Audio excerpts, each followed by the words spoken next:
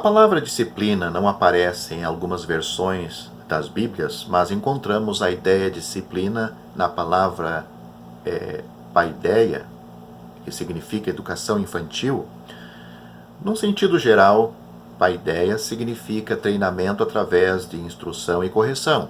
Porém, no sentido mais restrito, somente a correção é focada.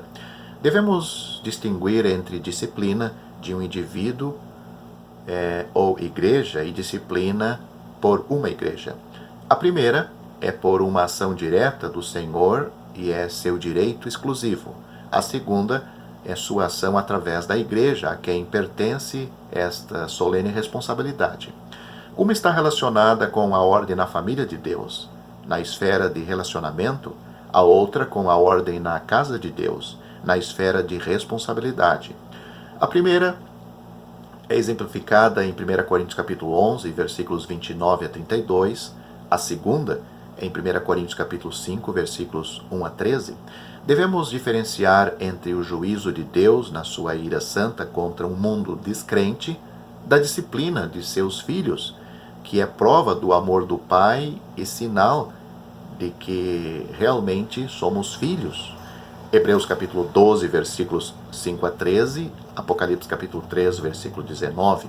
Um estudo de disciplina pela ação direta do Senhor é um estudo muito proveitoso, mas nossa atenção está voltada para a disciplina na e pela igreja. Esta questão é quase que completamente ignorada pelas seitas no cristianismo, embora ensinada com tanta clareza na palavra de Deus. A disciplina é mais necessária em nossos dias porque o espírito de liberdade e rebeldia desta época tem se infiltrado nas igrejas através do mundanismo e carnalidade de tantos que dizem ser cristãos. Este espírito de liberdade caracterizou Israel nos dias dos juízes. Note o que diz o livro de Juízes, capítulo 21 e versículo 25.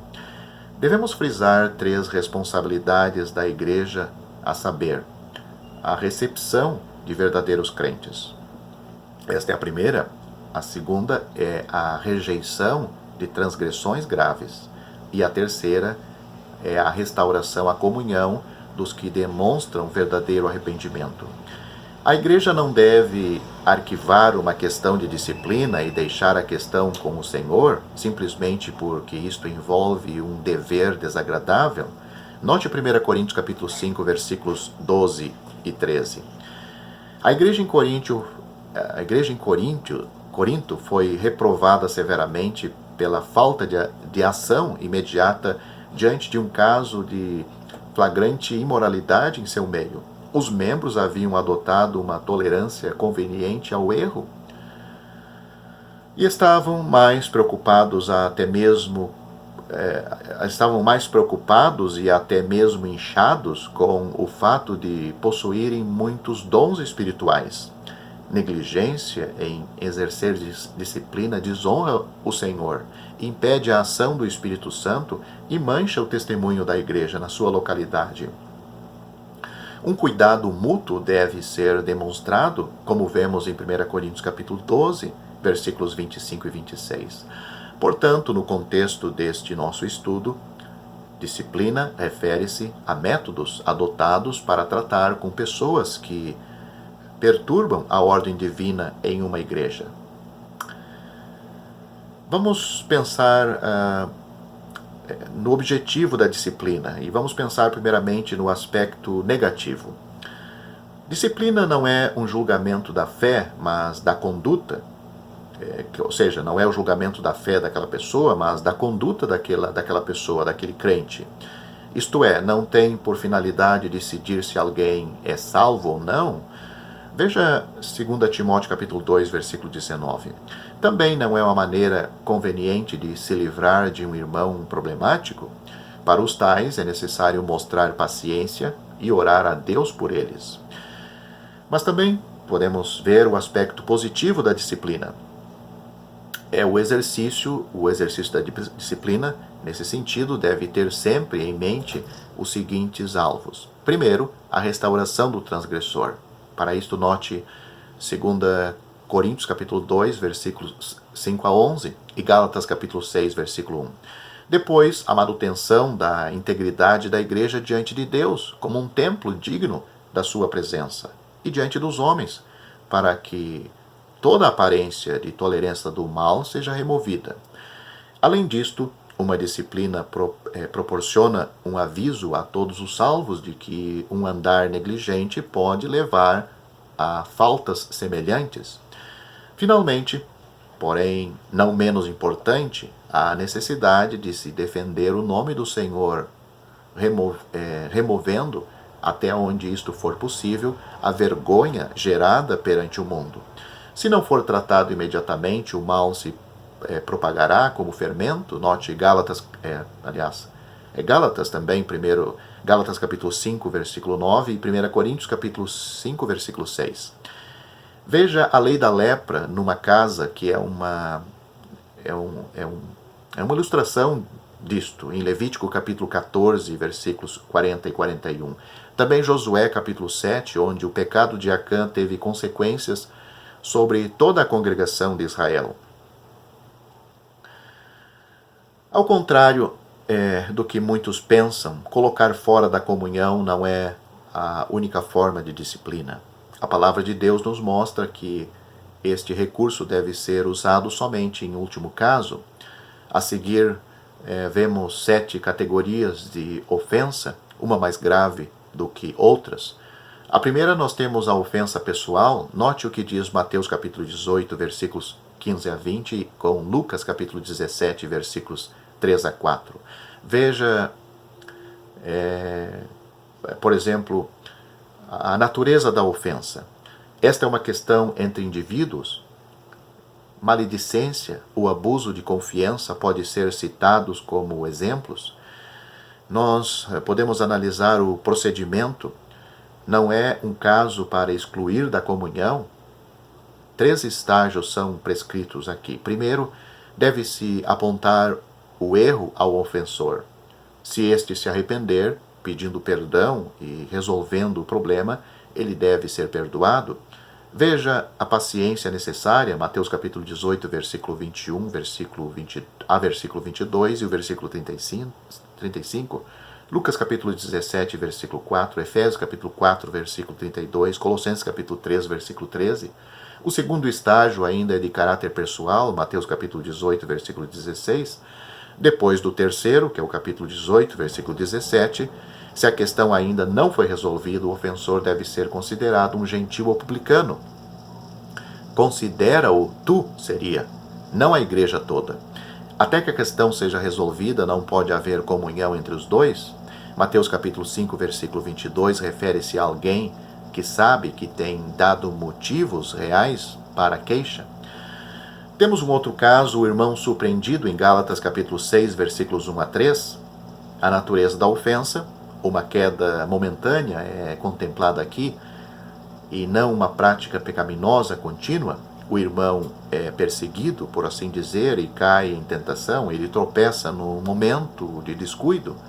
O procedimento, a palavra grega traduzida encaminhai, traz a ideia de reajustar, é usada também referindo-se à retração de uma junta deslocada, a recuperação de redes danificada, como temos em Marcos capítulo 1, versículo 19. Embora 1 Timóteo capítulo 5, versículo 20 refere-se a um presbítero, temos um princípio geral estabelecido. O princípio é, portanto, ofensa particular, repreensão particular, ofensa pública, repreensão pública. Temos um outro caso, o intruso preguiçoso, de 2 Tessalonicenses capítulo 3, versículos 6 a 15, e 1 Tessalonicenses capítulo 4, versículos 11 a 12. A natureza da ofensa é alguém que anda desordeiramente, especialmente em desobediência à palavra, 2 Tessalonicenses capítulo 3, versículo 14. A palavra grega traz a ideia de fora de compasso, uma falta de coordenação até o ponto de insubordinação. O tipo de desordem especificado aqui é de uma pessoa intrometida, isto é, aquele que circula entre os salvos, não para edificá-los, mas para fofocar, maldizer, e tem um sentido de encostar por algumas vantagens ou interesse, vantagem interesseira, qual é o procedimento? Tal pessoa deve ser admoestada pelos presbíteros. Note 1 Tessalonicenses capítulo 5, versículo 14. Caso isto não surta o efeito desejado, os salvos devem se afastar dele. 2 Tessalonicenses capítulo 3, versículos 6 e 14. Isto não é o mesmo que afastá-lo da comunhão da igreja, mas reduzir a comunhão com ele. Se esta atitude for executada fielmente, o ofensor deve cair em si. Temos um quarto caso, que é os vãos faladores. Tito capítulo 1, versículos 10 a 14, 1 Coríntios capítulo 14, versículos 26 e 29. A natureza da ofensa é o irmão mencionado, é aquele que, vez após vez, desperdiça o tempo dos salvos com o ministério sem proveito. Tito capítulo 1, versículo 10. Compare também com Jó capítulo 15, versículos 2 e 3. O procedimento, este deve ser avisado e repreendido. Essas pessoas que fazem, devem ser avisados e repreendidos severamente. Note Tito capítulo 1, versículo 13, com o fim de fazê-los calar, versículos 10 a 11. É responsabilidade dos presbíteros impedir esse abuso de liberdade. Negligência nesse sentido pode levar a divisões. Note Tito capítulo 3, versículos 9 a 11. Nesta passagem, herege não significa alguém que nega a fé, mas um que busca atrair seguidores às suas ideias, especialmente em relação à interpretação e outras questões de importância secundária. Esta conduta gera partidos e pode até mesmo levar à divisão. Veja o exemplo. Podemos encontrar outros exemplos na Bíblia. Vamos pensar agora num quinto caso. O que causa divisão são aquelas pessoas que causam divisão. Romanos capítulo 16, versículos 17 a 20, Tito capítulo 3, versículos 9 a 11, Atos capítulo 20, versículo 30. A natureza da ofensa é uma ofensa muito séria, causar divisão entre os salvos e dar ocasião a tropeços, incluindo nisto estão aqueles que torcem alguns elementos da verdade e convencem alguns outros crentes, até ao ponto de se criar um espírito partidário que chega a causar divisões. Nunca devemos permitir que diferenças de opiniões ou de pontos de vista leve a isto. O procedimento, em primeira instância, é a repreensão, pode surtir efeito. Note Gálatas capítulo 2, versículos 11 a 14, 1 Timóteo capítulo 5, versículo 20. Se isto falhar, então, de acordo com as escrituras mencionadas, os crentes devem evitar notar os tais. É evidente que se todos adotem esta postura, não pode haver divisão. Em Corinto, embora os cristãos professassem ser unidos, havia um perigo iminente de divisão. Note 1 Coríntios capítulo 1, versículos 10 a 15. Tal situação era evidência não de espiritualidade, mas sim de carnalidade. Satanás é quem instiga esse mal, e a carne está sempre pronta a corresponder. Romanos capítulo 14, versículos 18 a 20. Considere o duplo aviso dado aos presbíteros em sua dupla responsabilidade em Atos capítulo 20, versículos 28 a 31. Nós temos um sexto caso, é o que vive em pecado. 1 Coríntios capítulo 5, versículos 1 a 13, e no capítulo 6, versículos 9 a 10, a natureza da ofensa a alguém culpado de algum pecado moral grave, como o mencionado em 1 Coríntios capítulo 5, versículo 11, deve ser disciplinado. Lá nós temos devasso, engloba todos os casos de relações sexuais ilícitas. Nós temos avarento, engloba toda e qualquer manifestação de desejo maligno de lucro que vemos claramente em diversas formas de apostas, jogos de azar, práticas inescrupulosas nos negócios, etc. Compare Efésios capítulo 5, versículo 5 e 2 Pedro capítulo 2, versículo 14, 1 Timóteo capítulo 6, versículos 9 e 10. A palavra idolatria inclui qualquer associação ativa com organizações falsas de adoração, mesmo que tenham um rótulo de cristianismo. Feitiçaria e espiritismo, temos também aí.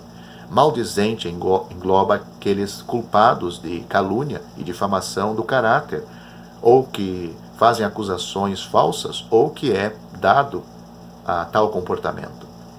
Nós temos os bêbados, refere-se a uma pessoa que caiu no pecado habitual de imoderação e não alguém descrito como um homem surpreendido. Nós temos o roubador, engloba todos os casos claros de desonestidade, tais como apropriação indevida de propriedade ou de propriedades ou de fundos, fraudes, extorsões, principalmente relacionados às necessidades dos pobres, Tiago capítulo 5, versículos 1 a 6. Qual é o procedimento? Ele é claro: tirai, pois, dentre vós este iníquo, significa a retirada formal da comunhão da igreja, seguido de um rompimento completo de relações sociais. 1 Coríntios capítulo 5, versículos 11 a 13. Não é simplesmente uma restrição aos privilégios de participar da ceia do Senhor. Em alguns casos, pode ser necessário uma investigação cuidadosa das circunstâncias, mas em Corinto havia provas declaradas de pecado com fatos bem conhecidos, portanto, não foi necessário nenhuma investigação. Tal medida de disciplina lança o ofensor de volta à esfera do mundo onde Satanás reina, e ele se torna totalmente vulnerável aos ataques do inimigo.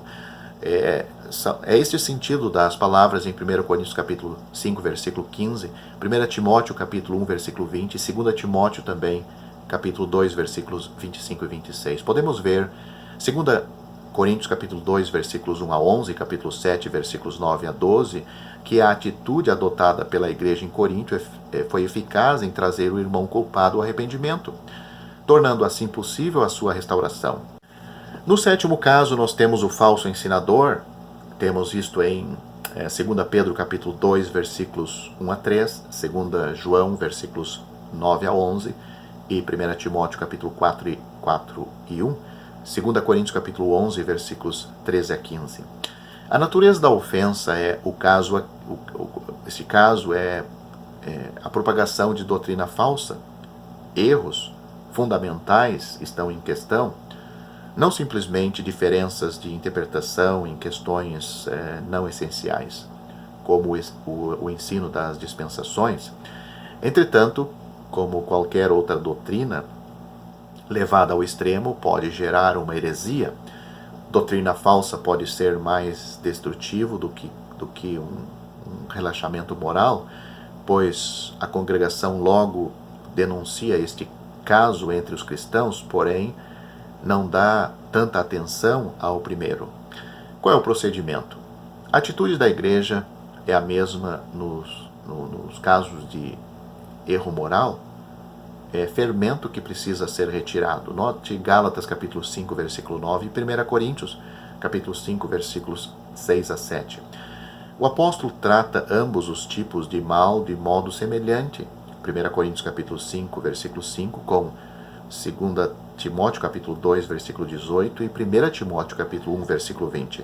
Não deve haver nenhum contato social, 2 João capítulo 9, versículo 11. Nós podemos ver as considerações sobre a disciplina, os princípios de disciplina. Vamos considerar alguns pontos. Deve ter imparcialidade judicial. O caso deve ser, neste caso, sempre empregado. O padrão cristão é mais elevado do que os dos tribunais do mundo, pelo menos deve ser. Note 1 Coríntios capítulo 6, versículos 2 a 3. A ordem divina sugere uma investigação cuidadosa por parte dos presbíteros, os quais não devem aceitar acusações infundadas. Note Mateus capítulo 18, versículo 16 e 1 Timóteo capítulo 5, versículo 19. Depois, um breve relatório deve ser dado à igreja somente com os pontos principais. Não é dos presbíteros, mas sim da igreja a ação de tirar, quando necessária. A parcialidade deve ser rigorosamente excluída. 1 Timóteo capítulo 5, versículo 21, Tiago capítulo 3, versículo 17, capítulo 2, versículos 1 a 4. O julgamento não pode ser influenciado por relacionamentos ou amizades naturais, Atos capítulo 15, versículos 36 a 39. Extremos devem ser evitados. Excessos de rigor pode dividir a igreja, bem como a falta de rigor tende a aumentar o erro. Ações desequilibradas destroem a confiança que os salvos têm em seus líderes e desonram a Deus, isto é, muito rigor em questões pequenas enquanto se negligenciam princípios divinos. Mateus capítulo 15, versículos 1 a 20, capítulo 23, versículos 23 a 24, Lucas capítulo 11, versículo 42 e Romanos capítulo 14, versículos 1 a 3, capítulo 15, versículo 7. Esta falta de equilíbrio foi vista em Israel nos dias dos juízes. Veja Juízes nos capítulos 17 a 20.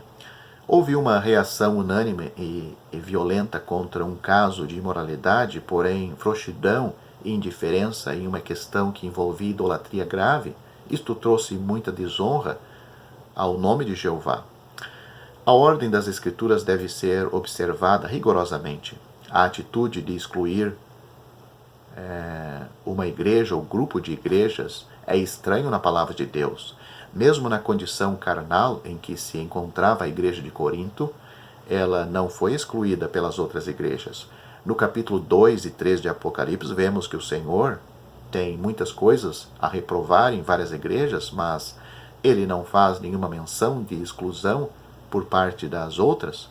É um direito unicamente dele remover o castiçal, se ele julgar necessário, como nós temos Apocalipse capítulo 2, versículo 5 e capítulo 3, versículo 16.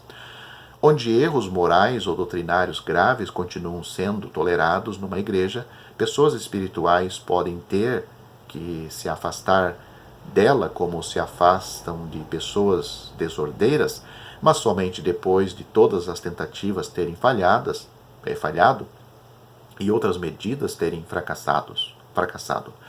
Ações precipitadas devem ser evitadas e devem haver muita oração antes de se tomar este passo solene. As condições da igreja devem ser apoiadas fielmente, com paixões fora de honra para com o ofensor somente encoraja a prática do erro e assim atrapalha o arrependimento e a restauração. Além disto, colocar o simpatizante na contagem de indisciplinado como participante do erro e o torna também sujeito à disciplina. 1 Timóteo capítulo 5, versículo 22, 2 João, versículo 11. Nenhum irmão sob disciplina em determinada igreja deve ser rapidamente aceito em outra. Se após uma análise da situação for considerada que a primeira igreja foi precipitada ou severa demais, os presbíteros desta igreja devem ser consultados com o objetivo de se fazer uma reconciliação. Qualquer outra atitude seria contrária à ordem divina e pode provocar a quebra na comunhão entre duas igrejas em questão. O afastamento do ofensor deve ser judicialmente ignorado. Se o ofensor deixar de frequentar as reuniões com o intuito, talvez, de evitar a vergonha de uma repreensão pública, isto não isenta a igreja da responsabilidade de tomar uma atitude. Entretanto, é importante diferenciar entre a ausência como resultado de frieza de coração, o que requer cuidado dos líderes, e a ausência com a intenção de fugir da disciplina. O arrependimento do ofensor deve ser comprovado satisfatoriamente. Restauração ao Senhor precede a restauração à comunhão da igreja. O verdadeiro arrependimento é evidenciado pelo total abandono do erro e pela restituição quando isto for necessário. As escrituras não apoiam uma demora desnecessária no recebimento daquele irmão que errou, foi afastado e se arrependeu e deu prova disto. Note 2 Coríntios capítulo 2, versículos 5 a 11. É necessário o discernimento sábio associado com o amor fraternal. 1 Coríntios capítulo 13, versículos 4 a 8 e Gálatas capítulo 6, versículo 2. O irmão restaurado deve evitar, pelo menos por um tempo, o serviço público para Deus, provando assim a sua sinceridade através de um espírito humilde e de um andar constante. Não há nenhuma regra específica quanto a isto. A restauração de Pedro depois da sua triste queda foi somente uma questão de dias, porém devemos lembrar que o nosso Senhor conhecia o coração de Pedro, enquanto o nosso conhecimento dos homens, em nossos dias, é muito limitado. Falta de recomendação para algum serviço específico, ou até mesmo desaprovação para o mesmo, note Atos capítulo 15, versículo 36 em diante, e desqualificação para o presbitério, nós temos 1 Timóteo capítulo 3, versículos 1 a 6, não afetam comunhão com a igreja. Por causa de uma situação desagradável existente na localidade onde um certo irmão servia o Senhor, ele perguntou que atitude deveria ser tomada se o ofensor continuasse obstinado depois de todos os procedimentos mencionados terem sido tomados. E ambos os lados continuavam assistindo e participando das reuniões da igreja. Infelizmente, uma situação como esta não é totalmente desconhecida. Na hipótese de que o ofendido esteja observando o princípio de Lucas capítulo 17, versículos 3 a 4, seria bom que os presbíteros, que conhecem todas as circunstâncias, lembrassem o ofensor de Mateus, do que está escrito em Mateus capítulo 5, versículos 23 e 24, avisando-o de que ele está se colocando na posição de desordeiro e que este caso está sujeito à disciplina, de acordo com 1 Tessalonicenses capítulo 5, versículos 14 e 15 e 2 Tessalonicenses capítulo 3, versículo 6. Este passo tem provado ser eficaz, não requer as ações mencionadas nos casos que nós já pensamos acima, no sexto e no sétimo caso. Enquanto isto, a igreja deve se dedicar à oração particular e pública, rogando ao Senhor que Ele repare esta fenda que mancha o seu testemunho unido da igreja. Se você gostou deste vídeo, deixe seu joinha, isso nos ajudará a divulgá-lo. Também não se esqueça de inscrever-se em nosso canal, ative o sininho das notificações para que você receba os novos vídeos, deixe seus comentários. Obrigado por assistir este vídeo.